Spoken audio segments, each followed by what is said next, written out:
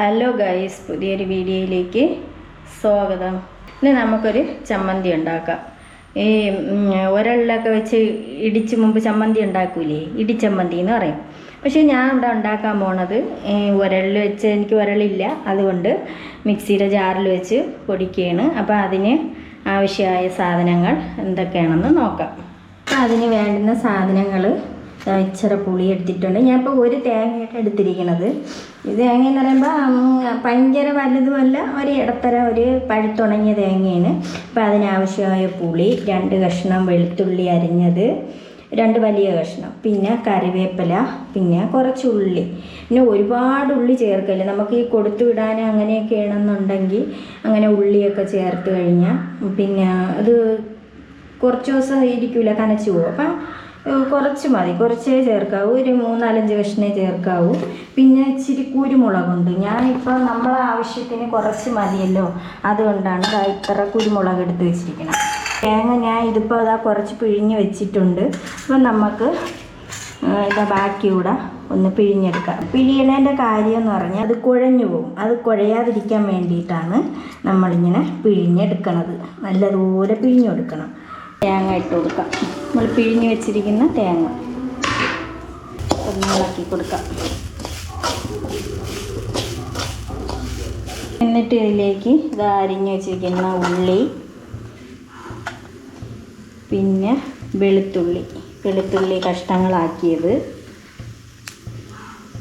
പിന്നെ ഒരു ശകലം പുളിയെടുത്തത്, അതായത് ഇങ്ങനെ ആക്കിയിട്ട് കൊടുക്കാം.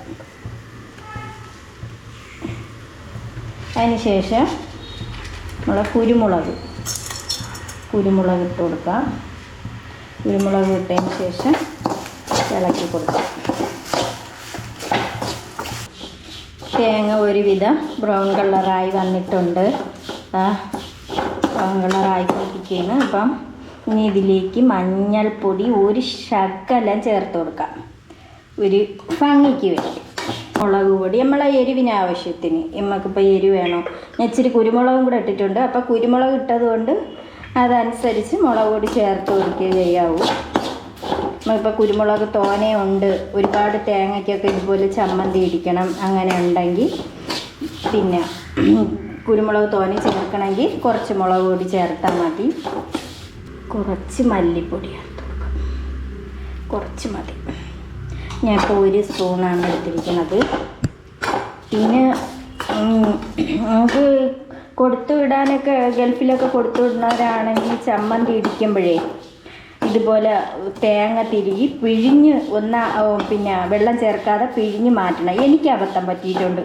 മുമ്പ് 8-10 തേങ്ങയ്ക്ക് ഞാൻ ചമ്മന്തി ഇടിച്ചപ്പോഴത്തേക്ക് എനിക്ക് അബദ്ധം പറ്റിയ കാര്യമാണ് പറയുന്നത് കേട്ടോ. ഞാൻ തേങ്ങ തിരുവിയിട്ട് പിഴിയാതെ ഇട്ട് വറുത്ത് ഉരലിട്ട് ഇടിക്കും തോറും കുഴഞ്ഞ് കയറുന്നു. പിന്നെയാണ് എനിക്ക് മനസ്സിലായത് ഇത് പിഴിയണമെന്ന്. പിന്നെ ഞാൻ അതിന് ശേഷം എന്നുണ്ടാക്കിയാലും ഇതുപോലെ പിഴിഞ്ഞ് മാറ്റി അതിൻ്റെ തേങ്ങാപ്പാലെടുത്ത് നമുക്ക് എന്തെങ്കിലും വേണമെങ്കിൽ നമുക്ക് പായസത്തിൽ ചേർക്കുകയും അതുപോലെ അരിയാട്ടണയിൽ ചേർക്കുകയും എന്ത് വേണോ ചെയ്യാം.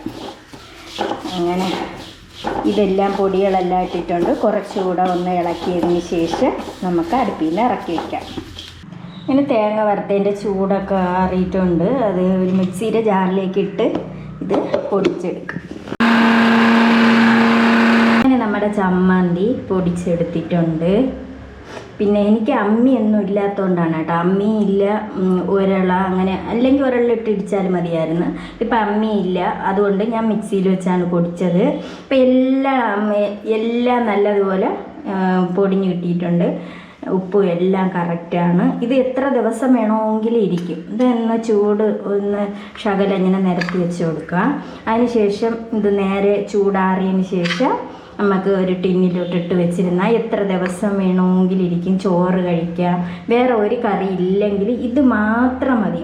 ചോറ് കഴിക്കുക, അതുപോലെ കഞ്ഞി കുടിക്കാനും എല്ലാത്തിനും നല്ല രസമാണ്. അപ്പം ഇതെല്ലാവരും ഉണ്ടാക്കി നോക്കണം. അപ്പോൾ ഇത്രയൊക്കെ ഉള്ളൂ. അടുത്ത വീഡിയോയിൽ കാണുന്നത് വരെ ബായ്.